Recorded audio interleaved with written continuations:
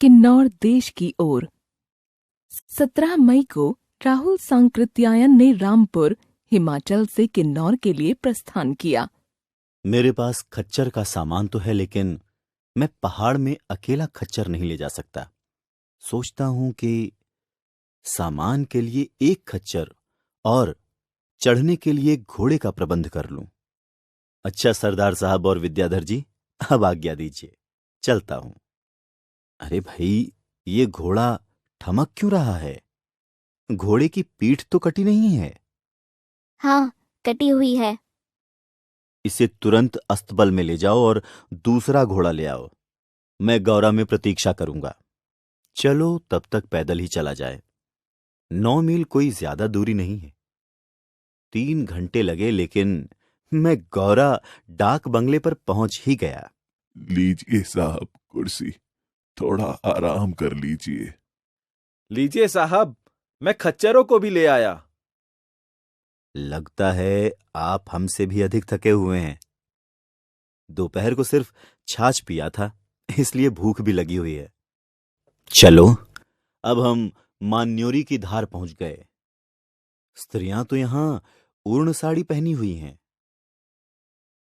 यह साड़ी नहीं है साहब, यह एक प्रकार का लंबा कंबल है। मुझे लगा कि साड़ी है।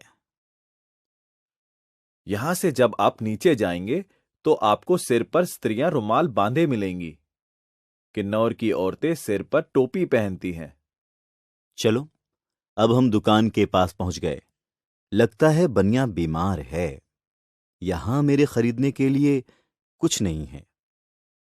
के रंग कुसु देबो यम्बे। आप तिब्बती कैसे बोल लेते हैं? मैं करीब 36 भाषाएं बोल सकता हूं। जरा एक गिलास पानी तो लाना। मैं चाय लाता हूँ। कितना अच्छा होता मैं भी गधा, खच्चर और तंबू लिए एक से दूसरे देश में घूमता और इस बच्चे से कहता कि मुझे भी अपने परिवार में शामिल कर लो।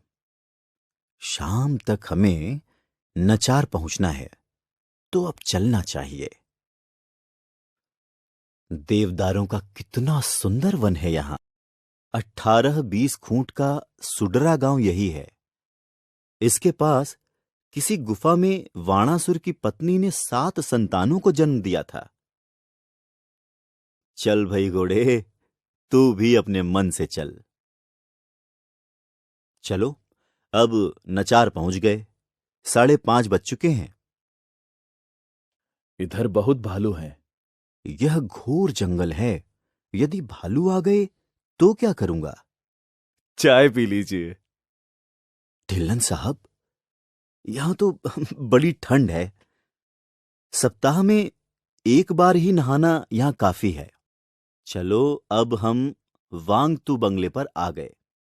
अब 8 मील और बचे हैं। अब थोड़ा आराम कर लिया जाए। अब यात्रा प्रारंभ की जाए।